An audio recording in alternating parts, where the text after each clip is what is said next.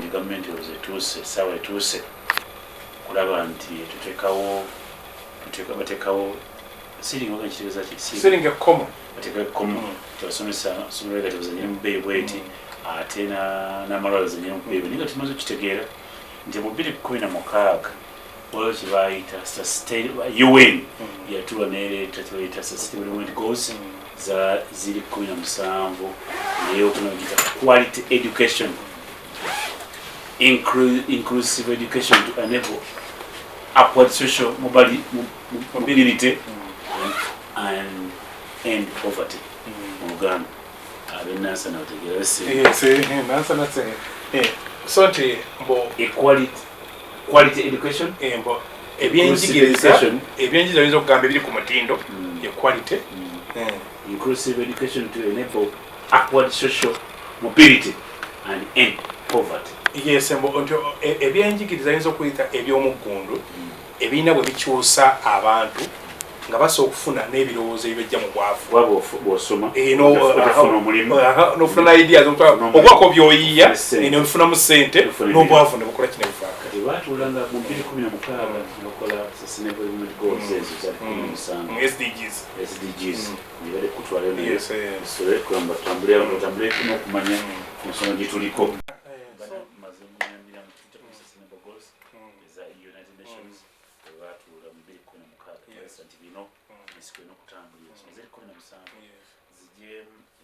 Ebyobulamu n'ebyenjigiriza ebyobulamu namba 4 konze nakyo tambula nakyo naye namaze okugamba nti bannayuganda tuli mu nkola eyitibwa free market economy buli mu addemu okwegazaanya okuseera kyalina niyo omusaale kyatalina kaije etteka lijje tutuma ababaka medinzi enzikiriziganya ebintu ebya right ebyeddembe ery'obwebange byali baddenga naddala ebintu biri medinsi banyontera nnyo okugamba abantu nti omuntu ayagala okuzimba eggwanga akola ku bintu bibiri byanjigiriza na byabulamu.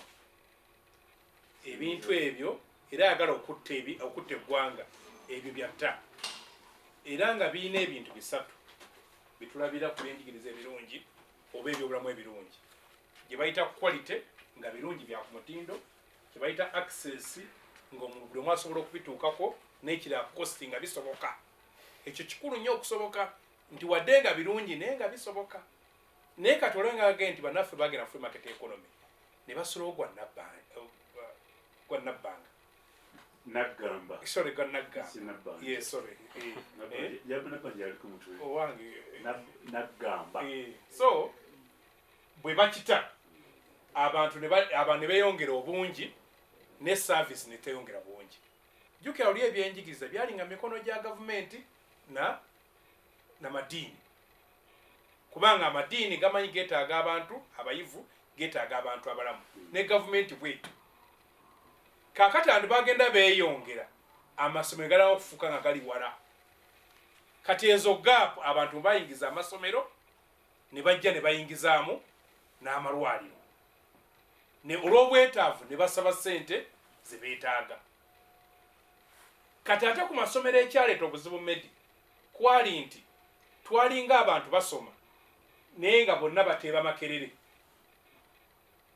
Makeberere ng'eyina yeetaaga abaana batono kuba abeera esobola ebiseera ebyo. Kati gavumenti neetamanya mu planning yaayo kubanga kyekikoza census n'ebibalo nti manye abantu bwe bati tulina bangi n'ebyetaago byaffe bwe biti. Gavumenti yali badde nga yakeera either okugaziya makerere n'ettaka lyawo lyera nyina libatunza obutunzi n'olaba gavumenti yatunda Kyaggwe Road Primary School Shimoni kati olabawo bizimbe agali amasomero agatwala abantu abangi nti yali badde singa ali eyongera kugeza kati etiba nti abaana baafuuka abangi abagenda ku abetaga university ng'ate etwala batono. Kati competition etandikira mu masomero nti omuntu agenda mu primary ki era kyova olaba buli omu atimba obubonero primary ki ejja omuwa obubonero obumutwala mu secondary ejja omutwala mu haya esobola omutwala emakerere okufuna makisi za gavumenti kubanga batono. Kati amasomero ne gaba nga buli aweza zi first grade ne zifuuka za kutunda butunzi. Kyova olaba olwo ne mbibuuza ebyafulumye amasomero agaafukoze obulungi ennyo ge masomero agasaba ssente empitirifu. Waliwo admission eri mu kutambula ku social media. Omwana agenda kusoma nursery. Fees bamuse $1,800,000. Okumuwa ekifo $300,000 okumuwa ekifo. Niyamusabiramu keproni ka $1,100,000. Ne bamuga bajja bakuba ekifaananyi ky'omu kirasi $300,000. Ekifaananyi $300,000. Ne bamuga nti okulambula $7,000 wa nursery. Naye mbona olunaku olw'okusanyuka kusomerwa $5,000. Gavumenti beeweerera ebasasula $3,000 buli taamu. Kakati ono asasula $1,800,000. Mu international school n'asasula $5,000,000 okutuuka ku $15,000,000 etaamu omwana primary. Kakati omwana oli wa primary asasula $15,000 asobola ssente ze za ttaamu ziweerera abaana ba UPE 15,000. Kakati bw'ogamba ogenda eno gye bataseera nti oli bakabamubbye ng'era gw'owaagwa gye gira $8,800 n'ogumu 12,000 abaasigaddeyo. Kakati ono agamba mbu mpisa kyova olabalanga nnyo mpisa ng'agamba leeta bino,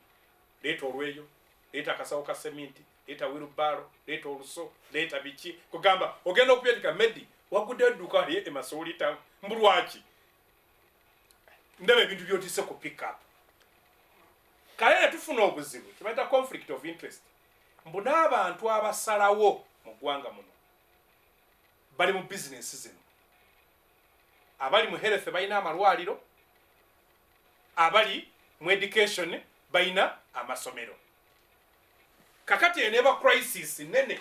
kubanga abali mu ministry balina amalwaliro, nga abali mu ministry education balina amalwaliro, abali mu aba health balina amalwaliro, aba education balina amasomero. Kakati nabo balegera eri waggulu.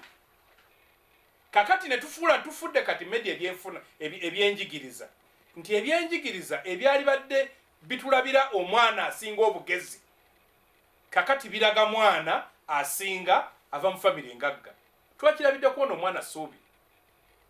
eyaveeka Mengo nga mbamuwadde kusoma busomesa nga yeetise kesi y'ebbaati abaana ne bamujerege makerere. Ekifaananyi kye bwe kyatababuza nga beebuuza onaakimya ekiwano kuba tebakusuubira kubaawo diguli kati tebaagifuula mbu y'abagezi kati diguli baazifuula z'abaana bakozeemu negye babayita ki planned kids abalina obusobozi. Era naye bwe yafuna omuntu amuyambako gundi Suubi bwe yagenza okusoma engineering ate yabasinze. Naye oli bamugamba mbu talina busobozi bukola engineering akole busomesa. Lwaki yagenda mu ssomero ery'essente entono ekitegeeza etalina byetaagisa, osanga temwali laboratory, temwali zitripu, temwali biki, n'afuna obubonero nga butono. Kati abaali balina obusobozi ne bafuna max. Bwe bagenze e Makerere nga ground eri leveled, Suubi yabakubye. So kati n'olwaliro nti kati olaba nti abantu balinga abatunda maxi. Leeta ssente bwe ziti omwana wafune first grade. Leeta ssente bwe ziti omwana wafune obubonero bwe buti mu senior 4. Leeta ssente bwe ziti omwana wo kanoosanga nga basaba ssente mu primary ezisinga n'ezigenda eri gye baali bagoba okugenda. Babasaba ssente ezo ennyingi nga bakugamba ofune maxi mu P7 ezikutwala mu olevo ennungi, olevo ennungi ezikutwala mu elevo ennungi, mbw'osobola okufuna gavumenti kati kiri ky'oluubirira ogenda okituukako nga ssente z'okitaddemu nga mpitirifu. So kati olwaleero abaana bangi mwago media amasomero amalungi tebakyasobola ne bafuna obubonero obutuukayo tebasobola kugendayo. No gavumenti obudde butuuse kubanga olwaleero kubanga Mwami Museveni ne mukyala we manyi bategeera bulungi omugaso gw'ebyenjigiriza era bwe baatuula obulungi ne bassaawo essomero bayita ery'Akanyarweru liri disitulikiti y'Ekiruhura kilomita nga 15 ng'okyamye okola oluguudo lw'ekisanja. Essomero eryo mulimu abaana olulyo olulangiro olupya mu ggwanga muno. Mwe muli abaana abo gavumenti yebaweerera naye bwe tebasomera 13 ebateekako ssente ezisukka kakadde. era n'abasomesa bayo tebeekalakaasa abaana basula bulungi balya bulungi balina amasannyalaze balina biki so gavumenti bwemanya bwebanga gavumenti esobola okukola ekyo kibategeeza mbu etegedde mbw'oba oyagala omwana asome omusomesa musosose bulungi muzimbire ebizimbe muwe amata muwe emmere muwe ebikozesebwa naye asobola okuvuganya obulungi lwaki High Court, bamuyita Philip Odochi wa Civil Division of the High Court Kampala ng'agamba ekiseera kituuse yafunye okwemulugunya ng'agamba minisita w'ebyobulamu Junitha Aceng nti amalwaliro osanga gye jawuna lwanga teyandifudde amalwaliro ssente basaba nnyingi era n'agamba Munnayuganda omwaka afuna $777 million satu yama ndiwalala covid bamusaba wakati basaba wakati million satu ne million 10 okujjanjaba omuntu mu covid nenga omwaka afuna meka satu million satu omwaka tuseka seba mara yesi bano ya seba mara yesi kama njagada ba manyo achinze njaganya nje ndi real yala bato ndi on spot njagala nya abantu olumbe lumuru agambye batambule n'okumanya wevuddeyo ningenda mbyo okusoma kusoma n'enyomba omusajja Kaija nti Kaija gwanga laffe omuntu atwala ebintu omwana okusoma nze nasomera kitabo kifuba kisalangamu kimwe kitekamu obuzungu pati endala nekitamu okubala era oluzungu nali wakabi she went to school question tag ebeera ki if you went to school? She went to school. Question tag is Africa food. Hey, if one, if two, if one, if two, if three, sere comedy, usulwa. Ngaletere pepa kutumia bili zoka. Bantu fe trade pepa na somera. Awano wana chiwa settlement. Tusaba ngore twanya ngamata kumacha. Kati wasaba trade pepa 12. Omwana wana sali wa na msaba vitabu dazini B 48 pages. Someone nasomera mu kitabu kyankyaki nakisola mu kitabu wabina nakenze je nasomera ekitabo nakisolamu wakati nebifuka bibiri zungu nebifuka bibiri kyangwala internet question tag chiwe to town question tag nofuka kyofuuse nefuka kyemfuuse basoba ebyo byonna byonna kati baki kakati mwenga gwatigulimba kapala munyamirimo kati gwanga olowooza wali Odochi ono omulamuzi wa justice ye yagambye Philip Odochi wa civil division of High Court n'agamba tekyo esawa kitu esawa kitu bagamba government na olimba kapala nawe bakugambiddemu nti batekewo ceiling oda kikito mu bay ceiling bode mu engine ya nyumba nona achimbule mu buzungu kitegeeza siri wabeewo ekkomo musende ze basaba ne kitwala butere n'ebyenjigiza wabeewo ekkomo ng'asomesa bana bazanyira kyokka ate era neekuba endobo nti mu economics nakyo bayita mixed economy tubeera nakyo bayita command economy ne free market economy gye mulimu eno gye tulimu nabinyudde bubisaala tutawanyira tugizambala bidde endawe y'ebintu lutekugumba ka parliament Medi badde nja kugira Clyde Kamo kaloko nakusanga yes kubanga ono kati yanchikira tusanyuse tufunye MP kali bitesa asogera n'abisaba na Uganda basanyuka Medi tutuuse ngabo genzo no gaye bitabe bibiri nze batisala government babasabana mu yes government yokka yekola syllabus curriculum yekikola ekitegeeza akola curriculum asobola okumanya mu curriculum mweno subject omwana tamu asobola kuwandika bibiro bitabo byenkana bwe bitta ne bawa regulation agant bino bikome nti omwana kubanga twasomeranga medinga omwana wa nase tebamusaba lwimu ya papula medi olwe basaba ki kakati olwo mu primary batusabanga eki omwaka olwaleero buli tamu oleeta ki lwimu beta abatugenda nti syllabus oba curriculum bwe yakyuka ebintu ebyo nabigwa tumanye nti kalefu oli amanyi nti wabigula sente nyingi naye nga waliwo ebintu ebyesalire kati nga kiwadde ogamba ebyenjigiriza medi buli wotuuka ne bagamba test emitwalo 25 3 nakakati nti ne bwogamba sente z'obujjanjabi mbu ozisaze bino ebirala bwe bato bitadde ku regulation ogenda okwesa nti obujjanja bwa mitwalo 10 awuliza agala kumanya ye kaija agamba ki no anti kyendi mugamba sente semu ngende wa yes sente sengamba sebamala jatuka beta abarojulating bagambe Minister of Education batekawo siri gwokola curriculum curriculum kuyitaga bikintu byaba nange mu functionality yeso mu bulitambula sente wano tukome wano ne mu byobulamo gati lwaki test yene kino kiba mwakigulada lwaki ogamba mitwalo ki mitwalo mitwalo etangwanga likireso obuzibu ti government bweteeka wano eddwaliro abalikolamu nga bakola eddwaliro abaddawo wano wabeerawo essomero ng'onaakolamu nga yenna nga abaseera so kitwetaaga okukola nti munansi nti obujjanjabi ngende weba nga ndi mulwadde ate nemekulwa ne mu nsawo ge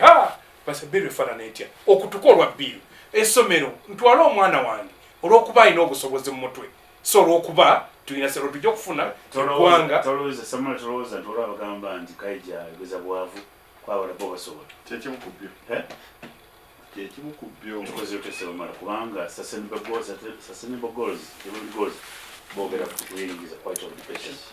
tugende ku millennium goals ne bagamba sustainable development goal number 1 education of poverty in all its forms semateeka atugamba ya Uganda uyigize ngamba buyigize education yes dembe lyabuntu semamala Richard mukulu Medi muno olina okumanya nti buli kimu kitambulira ku byabufuzi okimanyi wambulira kubye ekikolebwa mu nsi kitambulira ku mu Uganda mu Africa mu nsi yonna global ekifuula ensi ey'enjawulo gwe omutindo gw'omunnansi kati Medi jagala okuwulira omutindo gw'oliiro nkutandike wasoma otegedde obutyusi ango wasoma nasoma anti akulagako oli mulamu kulagako oli muki obutyusi ango oli mulamu okera noweebaka n'ozukka nga tolina kyeweraliikirira n'abalikwerolonde nga tetweraliikirira oyina network otega kyendegeeza oyina network nti oyagala Museveni omanyi gyayita ayagala Sale omanyi gyayita oyagala gundi omutindo gwa Medi bw'ojja okumugamba nti Medi njagala obeere ku mukolo gwange omutindo gwononye okega kyentegeeza ye Medi okugamba nti oba tolina bukadde 3 sijja kwa MC oba tolina 7 sijja olw'omutindo kyononye bani abakimanyi bani ababeera nakyo bani abakyegomba oba kyegera omutindo gwe mutindo gwe munnansi bwe tugenderera ne tumanya ati no ensi ekulaakulanye ensonga lwaki tuteekawo ebyobulamu ne tuteekawo ebyenjigiriza ne tuteekawo ebyaki lwakuba tusuubira nti ebyo bye bigenda okufuula munnansi okutuuka ku mutindo ogwo ogwegomberwa era ogugenda okukyusa ebimwetoolodde kubanga bw'anaasoma ajja kutuusa ebimwetoolodde bw'anaaba mulamu ajja kutuusa ebimwetoolodde automatically tajja kaaba bwavu kubanga ajja kuba amanyi neebuuza nnyo lumu nakubuuza mukulu Medi ti abantu baavu kubanga bwabazaalibwamu oba lwakuba tebamanyi gye balina kujja ssente oba tebalina muntu ayinza bakwatirako era kyekimu kubanga tamanyi gyalina kujja ssente tamanyi ayinza kumukwatirako tamanyi kyalina kukola kugaggawala tali exposed sinti omuntu abeera mwavu naye watuula bw'aba tamanyi kyakkola era yeewuunaganya nagamba bankole ntya oba nsimba ensigo naye nga tamanyi oba n'enkuba enaatonnya lwaki kubanga teyasoma kumanya nti asobola n'okukwata essimu ye n'amanya nti no weather forecast egenda kubeera bweti nti nina essimu yaseereza nkulu Medi bwe tugenda obadde osomera oyogera ku gwe okuyuzamu fe twali e Nazareth boarding primary school gye nasomere wamugenda wala era akayeeri wansi Katongero nga Sapinto yakiikirira ndowooza ava mu CA Emmanuel Pinto ono emmotoka ye bwe yagwira ewa kati waliyo Lutaaya twayitanga Mukasuli okutuukayo Mukasuli gye twanonanga enku okyeke Lutaaya yatwalayo enku twakimanga nkimeze n'atufumbira tetwalina byoto bino ebyamu ebizungu okugenda ku ssomero twalina we bayita mu ttome kati muyita sangobbe ng'enkuba bw'etonya tuvaako ku loole yali emu yali ejja ne baasi embagiyitanga biringi ng'evaayo saa 12 eddayo kiro kikyukka okyabira ku kyapa ng'ogenda mutukulu ku kyapa awo otambye nodda eri emutukulu nga waliwo bridge awo mu ttome olwolumu evaawo ne tukozesaawo obwato gye twajja obuno bwatutwala mu seminaari mwatutwala enamiryango obwatufuula kyekiri nze kyoyita injinia kati ye mwana oli nga ku ssomero bw'obaba bakubyeko yunifoomu yo toginoonya naawe onoonya eriwo n'ogyokozesa kubanga twayiga nti ffenna tuli baavu era tulina kwejja ffenna mu bunnya abaana b'abagagga baaliyo naye twatambuzanga ebigere nga tusomera mu bigere ate nga tuli basanyufu buuza neekukwata ne mugyetundula twali baana ba bulijjo nti Inter-Aid ne World Vision be baatuwanga emmere Inter-Aid ne World Vision be baatuwanga ng'amata gajjira mu busawo bwa sementi buwanga obusawo bwa sementi bwe buti nga mwe gajjira ng'ebiwoowo bitwetoolodde kubanga yali raakaayi ate emyaka 8 nga gwako nga sirimu mungi ate ng'eyo gye yatandikira abaana nga bazadde baabwe bafa buli lunaku naye ne tusoma ba Dr. Utakomo we bali ba Father Sagala Father Limbazi Father Kabogere kubanga nze bwe twagenda mu seminari ate abamu nabalekayo mukama n'angamba yitaawe bakuza mangu ndowooza era bwagemu yabalekayo oba atya bakuza mangu what am I telling you nti okusoma tekwekanankana na ssente bino tebina we byenkanankanira nti omuntu alina okuba nakino okusobola okusoma obulungi ombaka babitusaba ona oli muzadde kati nze ngamba bazadde abali eyo bawa amagezi nti omwana byasoma kati owulira era nemusomera eddala byajja okusoma naye ekisinga obukulu omwana wo mu training kuba nti naalisobola ensi eno abaana abagezi tulabye bangi tubabuuza ennaku zino katusuubire abo abatukulemberanga kati mwe muvuga ennyonyi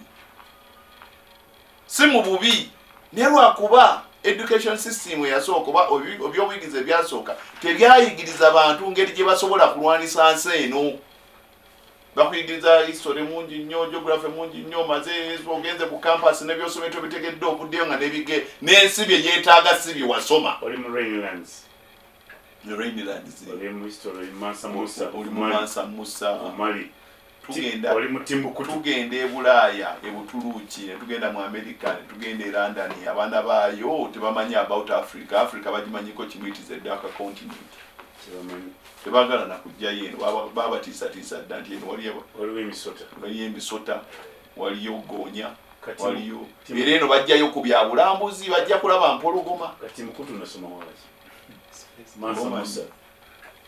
kulaba oba ddala Mansa Musa anakola ng'ona afuga bwakola tugenda okwesanga nga omutindo okeera ku makya n'okwata omwana wo n'omukeeza nga 11 atuuke ku ssomero 12 emu n'agenda n'asoma byonna byasomera abimala babiri n'asoma okuva ku S1 paka ku P7 n'omugamba mwana wange omanyi nti ye njagala onkanikira essimu eno okubanga omwana myaka 14 genda mu settings tereeza essimu oba osobola jjako nedda jjako jjako kana ka screen guard kajjeeko kazzeeko nga ali mu kukola omulimu ali mu kufuna omutwalo screen guard e Bulaaya ya 13 nsonyi muuna nsonyi okuba buli China za 13 ku 15 wano bagiterako omutwalo kumu mu kitundu naye ng'omwana waava mu ssomero mu P7 nga tasobola na kuteekako kalabirwamu akasembayo ku ssimu eremekwatika naye nga yasoma okuva mu P1 paka P7 ng'osasula miliyoni za ssente okyali mu kibuuzo kyoddamu weetaaga siiringi ya fees yakitubuuze oba kuba kusalawo kitegedde bulungi weetaaga siiringi ku fees weetaaga okulowooza ennyo okugamba nti omwana wange amutwale mu ssomero lya miliyoni limuyambe ki connection zinti yasoma n'abaana b'abagagga era bagenda musanga gye bujjeeyo nti abaana b'abagagga balibeera nabeera bali mufunira emirimu weetaaga kiki ddala ekikutwaza omwana mu ssomero lya miliyoni emu kitundu emu kinaana abansereko gye basomera katonda abamedi gye basomera nja basanga ku campus abamedi nja basanga makerere ikolaiza makerere ikolaiza ate ababagagga tubaleka yufa ababaavu ne tuyitawo ne tugraduatinga bo obutabo ne babufojinga kyakubiri kyenjagala okubuulira nti obutabeera na mutindo gwa byanjigiriza mutuufu kiyambaani omuntu bw'aba tamanyi kyalonda kiyambaani nga ajja kujja kugamba tikinga basi oba kidomola tikinga nga n'omwana wo wa primary tasobola kugamba nti nedda bw'otikinga wano ono yagambye nti ebyenjigiriza agenda bijjawo bw'otikinga wano ono yagambye nti mufo ky'okuteeka ssente mu by'obulimi agenda ziteeka mu factory ate abasinga ku ffe tuli mu bulimi nga n'omwana wo tasobola kikugamba kati abantu bebatasoma kimala kigasaani kubanga njagala nkubuulire omubadde oyogera wano ku Millennium Development Goals genda ekyanna mukaaga mu tawuni oba miliyoni emu okitegeera kyentegeeza azikubuulira omulundi gumu zonna 17 duka genda nakitala vaawo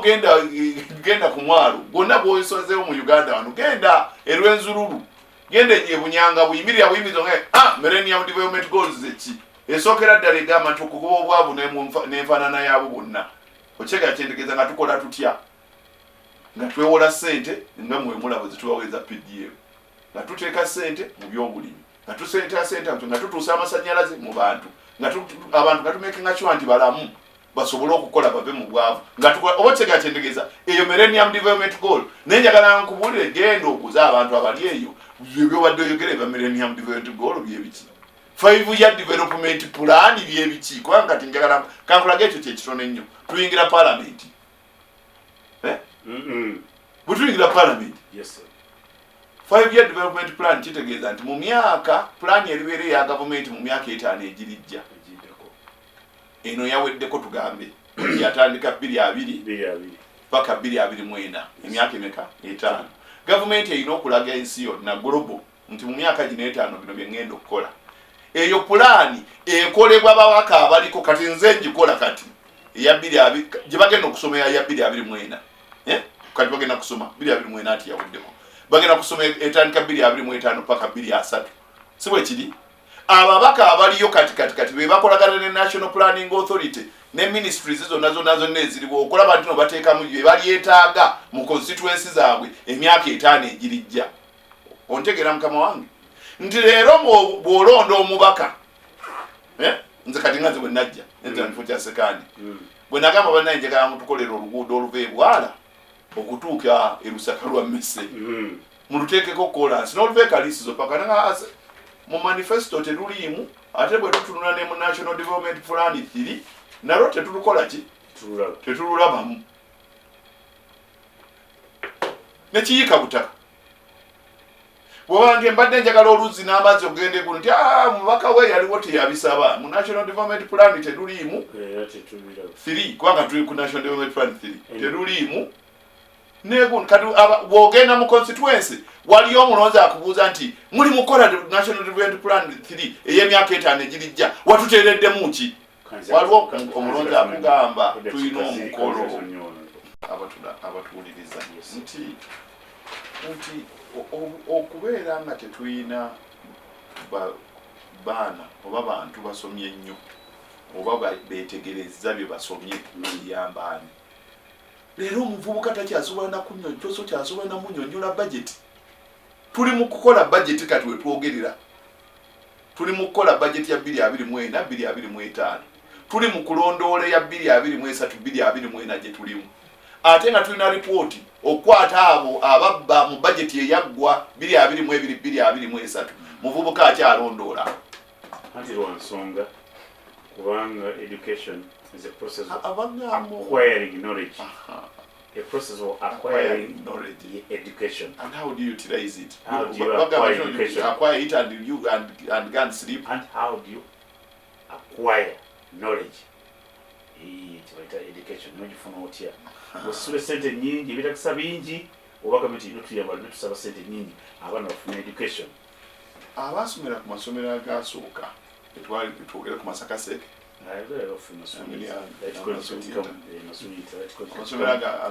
amasomero agasooka gonna gali gakola ekintu kyekimu ku budde bwe bumu wakyegaekyentegeeza essomero lyonna gye bali oba osomedde Ombaki oba osomedde wano ku Seeke oba osomedde Butobere eri wansi Kigezi college nga mwena musoma ekintu ekyo olunaku olwo system nga oba oli ogenze mu ddwaliro Itojo oba ogenze mu ddwaliro wano mu Kampala oba ogenze Masaka hospital oba ogenze Jinji hospital oba ogenze geography tasomanga mugenda wala oba ogenze mu ddwaliro ki nga abannasi babasomesa kyekimu nga services zokolebwa kyekimu nga tewaliwo wa mugagga na mwavu nga tewaliwo kintu na kimu yefuga naawe omwenkanonkano gwaliwo kati bwe tuli ntenyeza okumaliriza nako bintu bibiri wake kukyenjeriza kintu kimu kyokka nti oyo ataddewo ebyenfuna ebitali balanced ebyenfuna ebitali bitenkanankana yakutogedde abantu okuba nti nno tebasobola tuli mu mbeera etasobola kusomeseza mwana buli omu wayagala asomere oba wajja wano emyaka 4 emabega nga bwe wasangawo nga bato balina abaana kati nga tebasobola basomesa mu masomero bwasanga abamu kati bali mu 65 abali mu 25 bwasanga nga tebannazaalibwa bali mu myaka 4 bwasanga nga bakuze bali mu myaka 7 naye nga tebasobola kusomeseza mu masomero ago agaliwo mu system yo gy'otaddewo mu myaka 4 kati tukinenyezaani bwe tugenda ku byobulamu njagala obabuulira ebigambo byange bino nti ebyobulamu eno gavumenti erabika yabivaako eteekayo twali tukola national sijja kwogera bitongole naye bwe tubadde tunoonyereza ku bitongole osanga nga mu malwaliro batwalayo n'eddagala abantu lye bateetaaga ate ne baleka abantu lye beetaaga n'ogenda mu ddwaliro ne bagamba erya asima twalifuna dda erya kansa teririiwo erya sukali naye ng'ebyetaagisa ate ddyo tebalireese n'ogenda mu casualty ng'ebikozesebwa tobiina okyegera kyentegeeza nali nsunula mu budget ya covid wano sente za obulumbi 4,200 bwebawa Ministry of Health okimanyi nti no bagula sanitizer asuka mu bulumbi 10 sanitizer yekka bamunaabanga bunaabi 10 billion over 10 billion Uganda ne bagamba nti amalwaliro gaffe tegasobola kukola kutestinga covid naye ate ku malwaliro ga private nga kati ekyo kitegeeza MRI neebula mu ddwaliro kitegeeza kajja Uganda mutaddewo ensi 2 ey'abaavu n'abagagga ekyo leero omwana akubidde ngamba nti eddagala lya meningitis yagenze emulago ku hospital e Masaka n'amugamba nti no lyaggwayo batandika okulyegulira $5,000 abagagga sincere what's that mu parliament kanabona ali kusimu mumbe